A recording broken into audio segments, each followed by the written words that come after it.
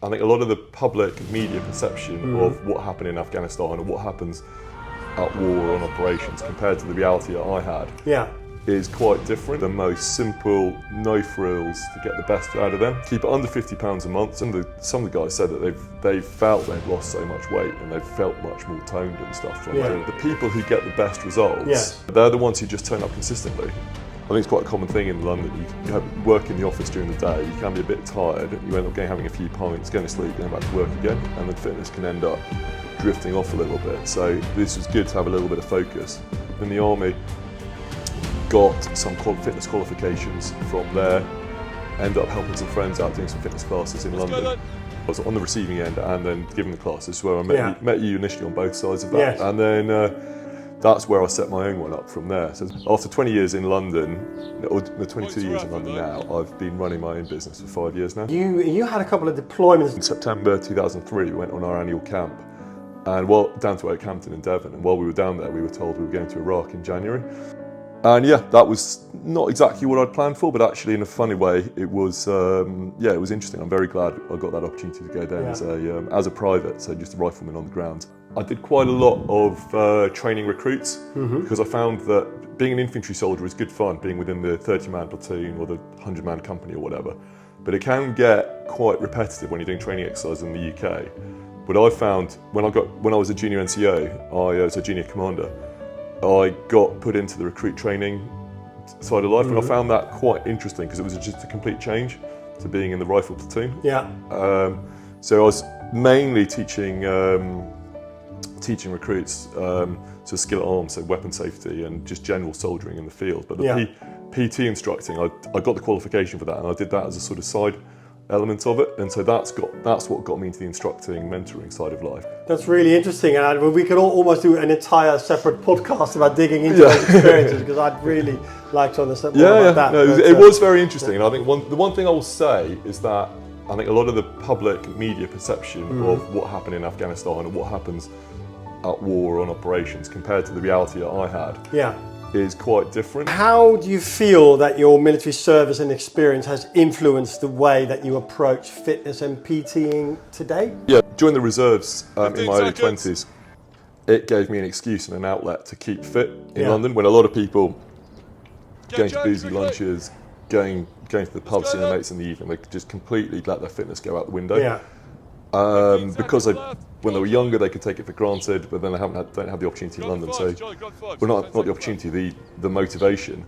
So for me, being in the reserves kept me fit. It did make me just keep myself ticking over, because I didn't want to embarrass myself by not being fit enough to be good and be an asset. You just get that experience of being able to plan a lesson, and then if it all falls apart in front of you, being able to adapt to that sort of thing. So those two things, like the understanding of why fitness is important in London, and then the experience of being able to confidently prepare and deliver training, that's what I've directly got from the army, and I'm grateful for that, which is why I'm quite open about my army background, without wanting to cash in on it. I feel it's sort of paying that respect. No, absolutely. Great. And your company is called Combat Conditioning.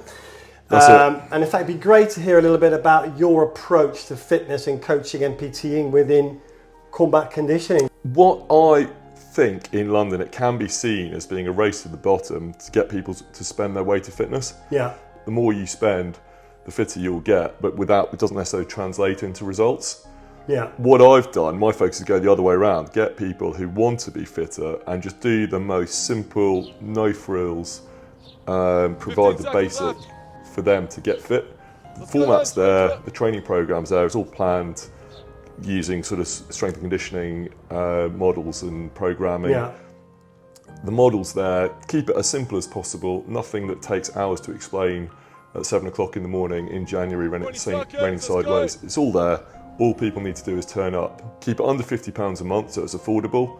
I've got students at St George's University, through to chaps working in private equity, barristers, that kind of thing.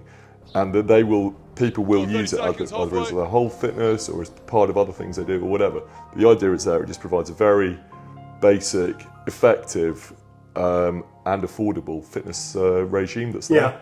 And so the only thing people need to do is just turn up, that's what. Awesome. Now, as a student of your fitness classes, Yep. One of the ways that I noticed your sort of military experience translates into your approach is basic fitness test, where Yep. you take some of those standards. And can you talk a little bit about that? Yeah, I think the fitness test is just the old school army fitness test. I don't know exactly when it came in, but my father was in the army from the late 50s through till 2005, and he'd always done the mile-and-a-half run, and even on the day he died a couple of years ago, he dragged himself out, dragging around the mile-and-a-half, and it was always so that mile-and-a-half run. Yeah. So I found from my experience, if I was in command of a group of guys, then you get given somebody attached to you, and you know nothing about them, and you've got that mile-and-a-half run time, you can gauge quickly, you can form an opinion. It's just a very simple, straightforward way. And it was good in that everybody did it, whether you were a super duper paratrooper or a chef or a doctor or a lawyer, everyone did the same fitness test. Now, for some reason, the Army's changed it a couple of years ago because their priorities have drifted. But that mile-and-a-half run, and since then I found out actually Premiership rugby teams use that as their fitness test as well. So if it's good enough for them, it's good enough for us. That's the one thing I keep to it. The other thing is the sort of attitude, just keeping people on their toes in a class. Yeah. So it's things like people standing still, putting their hands on hips, and suddenly group collective punishment, everybody doing 10 burpees suddenly, things like that. That's not necessarily me having a power trip, throwing my weight around. It's more just to get people giving 100% all the time, not switching off. And so it's just little things like that. And this comes back from me being a recruit back in 20 odd years ago. Yeah. It is just an easy way to get that extra 10%, 20% out of people, is if they don't switch off, get the best out of them. Some places will say you decide when you turn up what level you want to be at, and so you can immediately say I want a higher level of beasting, or I want a more chilled one.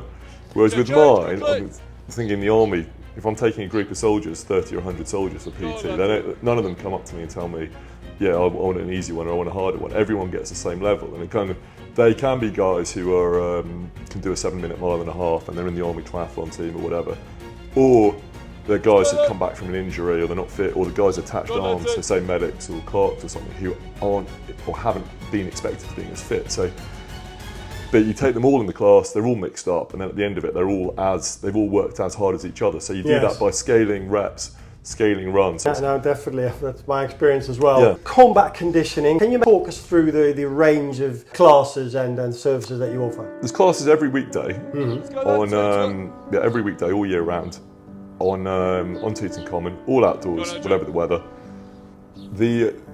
On a Tuesday morning we do a basic strength class, which is just low intensity, lots of reps, so sort of power belly squats, bicep curls, plank, that sort of thing. On a Friday morning we do the intermediate one, which is again same style, so it's a circuit with a kit, with the cones laid out in one location, but there will be more cardio. The third type is if you like, the flagship one. That's the high intensity battle PT ones, and they're the ones we do them Mondays, Wednesday evening and Thursday mornings, and that's where we will cover 5Ks around the park, just going from burpees in one spot, sprinting to another spot, doing push-ups, more burpees, some core exercises, whatever, races, that type of thing, and just to push people as hard as they can go. So that's what that is. Get people's heart rates absolutely blasting. Once a month or so, go after the fitness test. Go to the pub, the Rose and Crown, Tooting Common. Go and very, very low key. If people want to have a drink after work, that's fine. If they don't, they don't. And also, that people just like coming to it. They like the routine and they feel better for it. Right. So I say with my personal training clients, I say, as far as is possible, and all the ones I've got now, they all have their certain slot during the week. I will give them, as I said, I'll give them a steer of things to do. So whether it's some core training, whether it's length of run or whatever, I'll give them a steer on it. But at the very least, they know they're going to see me the following week, and that's that level of accountability. Some people have no interest in, much they like seeing me once a week, they have no interest in interacting with me outside of that time. Other people are quite chatty and will send me their runs and let me know what they're up to a few times in between the sessions. I mean, I'm happy with either, and I provide that service. But that's the thing with consistency, it's the ones who are accountable come the same time, then they will get the results. there is a risk people can go too hard too quickly. You've probably done it. If you try and train 7 days, try and train 7 days a week because you're right into it, and then you will just burn out. So it's better to just you work, and no two people are exactly the same.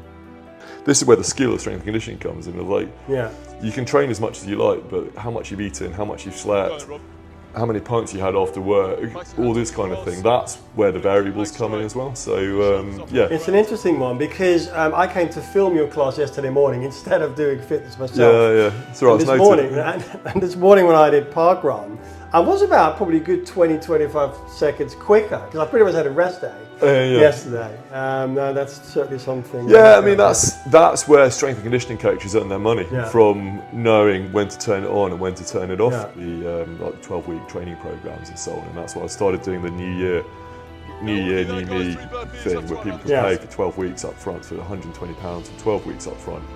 And this is the third year we're doing that now. So people going, well, actually it's just between week 6 and 7 at the moment. And so there's that program working up from the first working Monday after New Year through to Easter this week, and then with fitness tests in the first week, and then week 4, 8 and 12, so people can hopefully improve in that time. Any other plans sort of looking forward for the business? Main thing will probably be to try and do some more bigger events. So getting people to go and do those like gun run type events, but on a broader scale. So whether I don't know, whether it's Box Hill or South Downs or something like that, do those sort of events. I think that would be something that would be something that would be quite good fun. Got a decent basis. I said I've got around 70 members at the moment. I think I can manage 90. So I think I've never hit 90. I've hit 70 a few times, but it goes up and down. It's quite transient, quite a transient area. So two-thing balance. People who want an affordable, friendly, challenging classes, I can where they will get results. Then just keep on ticking along with that and just trying to just evaluate, make sure each class is as good as it can be, but without trying to overcomplicate anything. I think that's the mistake that people can make, just trying to overcomplicate things. There will be people watching who are nowhere near London. For those who are sort of at the start of the fitness journey, they might feel that they're overweight or that they want to be fitter. What would be your key tips for them? I think the main thing is just start something. I think there's a lot of people just keep putting it off to the right moment, and it's like, just start something. But it's like, if you can only run 1K, run 1K, and then if you can only do plank for 30 seconds or you can only do it for 10 seconds, do it. Just start. And then if you train 3 times a week, after a fortnight, you should notice some difference. You've got to have that patience. But those 3 times a week for the first 2 weeks, you won't notice anything, and it will be painful. And that, we've all been there. We've come back from injuries, you let yourself go for a couple of months or whatever. We all come back there, we're not as fit as we think we should be, and it is a pain in the arse. But there is no way to get around it apart from just getting on with it. So I think that's the thing. Just be patient. Don't beat yourself up too much. Okay, fine. It is what it is. And then for those lucky people who are in the sort of the South London area, let's say they rock up to your class, they, like you said, they haven't trained in years. What happens? Just turn up on time. Make sure you're injury free. I'd say if you're really worried about your fitness, I'd say come to do I'd say probably buy a 3-class pack. Buy 3 classes. I would come and do the Tuesday or the Friday one to start with, because at least we're in the same spot. One of the Battle PT ones, you might suddenly find yourself a little bit away from everyone, which might be a bit disillusioning. But at least with the Tuesday and the Friday ones, it is a circuit, and everyone's within 20 or 30 metres or so of each other. Come down to one of them and just see where you're at. I think a week ago I read this research that was done in Britain about within the army, actually, where they actually found that reserve soldiers were ever so slightly fitter than regulars. Is that something you recognise, or do you think what might be the reason for that?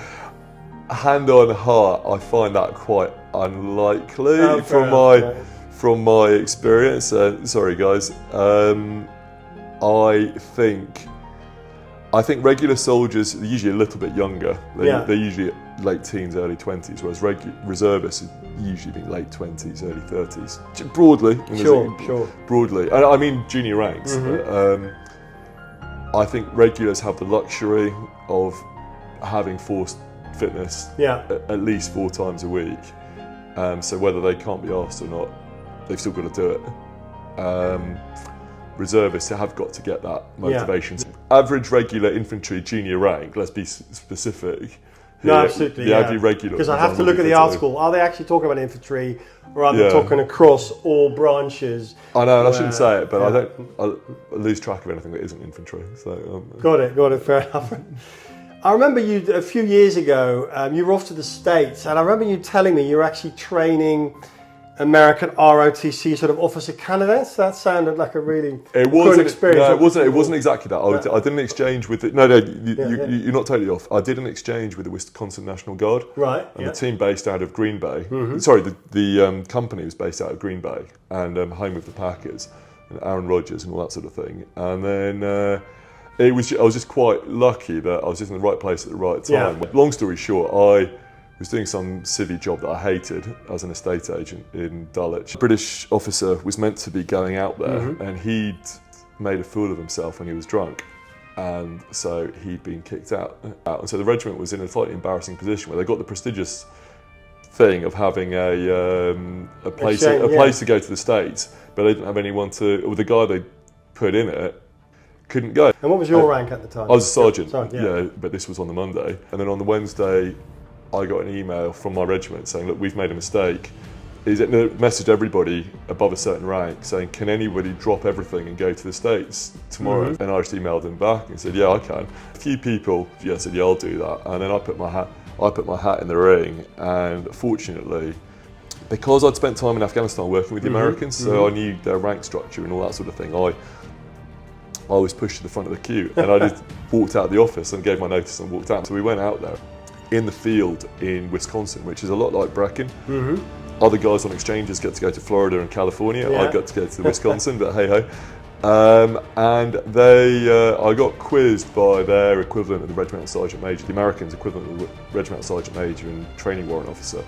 And they were just gauging what I was like, and then they decided to put me in one of their platoons, so 30-man platoon, where the platoon sergeant for that had been taken out to run to be DS instructor for the exercise. So they put me in to run his platoon, and that was quite good fun. So it was a bit of a novelty for them. So running a whole platoon? Yeah, 30 odd of them within a company of, their companies are a bit bigger than ours, but we're talking probably about 150. And so there were 2 other platoon sergeants and me running this company. There were some guys who'd been ex-regular, what they call active duty, and had transitioned into the National Guard, and there were other guys who were new and never been anywhere. So it was exactly the same. It was just a complete mirror image. And in terms of tactics, structure, everything, it's all pretty much the same. So I'd had that head start of working with the Americans previously, so I knew the rank structure and so on, which mirrors it. It's different terminology, but pretty much everything mirrors it. And then, one thing, they did PT twice a day. So that was, so I had to put some effort into that to make sure I wasn't disrespecting the. But you were already doing classes. I think you were already training people, weren't you, back then? I wasn't. But it was funny. I came back from that. That was funny enough. Walking out of that civvy job, which was incredibly liberating. I came back from that and was having a conversation in the pub, like all the best conversations, like all the best business decisions are made. And a chap said, did I want to help him run some classes? And I was like, yeah, why not? I've got nothing else. That property thing, which is in the background still, I had that, but it was like I did have time. I didn't have a huge amount of money coming in from it. So run some classes for a laugh. So I did that, and then I quite enjoyed it. There were a couple of officer cadets who were out there, American officer cadets out there. So I can remember they were very, very fit, and I was impressed by how hard they were trained compared to British Reserve officer cadets. But that's probably another conversation to be had. But yeah. You mentioned having worked with the Americans in Afghanistan. What unit did you work with? The 82nd Airborne guys, they were the ones. We had a 10-man team, of which 8 were Americans, and so we worked with them day in, day out. They were with us, and we were training leadership within the Afghan Army, so their equivalent of section commander level, so guys in charge of 8 men. So we were training that. The 10th Mountain Division had a battalion out there who were training, doing actual boot camps, so the Afghans coming in off the street to get trained. So the 10th Mountain Division were doing that. So we weren't directly working with them, but couple of guys touched base with and stuff then. In 10th Mountain. But the 82nd Airborne guys, they were the ones. We had a 10-man team, of which 8 were Americans, and so we worked with them day in, day out. And then training people to be section commanders in the A&A. Yeah, so these are guys who were already trained soldiers, been in for a couple of years.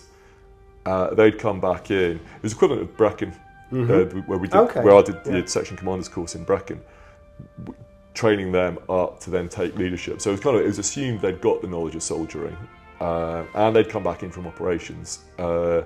So they know the soldiering. It was more just building up their skill set. Any experiences from that period that are still helping you to this day? And I appreciate the very different audiences. No. I think the main thing was just that confidence of standing up in front of a group of people. I remember at one point stood up in front of 100 Afghan soldiers and talking to them in Dari. Because I could learn, I'm never going to sound fluent, but I can certainly speak enough to get by with them.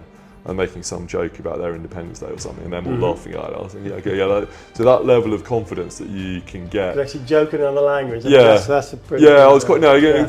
Things like that, and so that's when you stood up in front of 20 lawyers, management consultants, whatever, on Tooting Common. Like, they're not quite as intimidating as 100 Afghans, but yeah, I'd say that's probably. It was just part of the. It was just one sort of step on that road to where I am now. Awesome. That's it from me in terms of stuff I wanted to ask you. Anything that we've not touched on or that you wanted to? No, I think it's it's good. I think the main thing is it's like I think fitness is something that's overcomplicated in London. I think a lot of people think they overcomplicate it and then they want you to pay them to unlock it. I'm trying to avoid that. Push yourself a little bit. That's when the improvements come. And just get into the routine of that, and you will get fitter.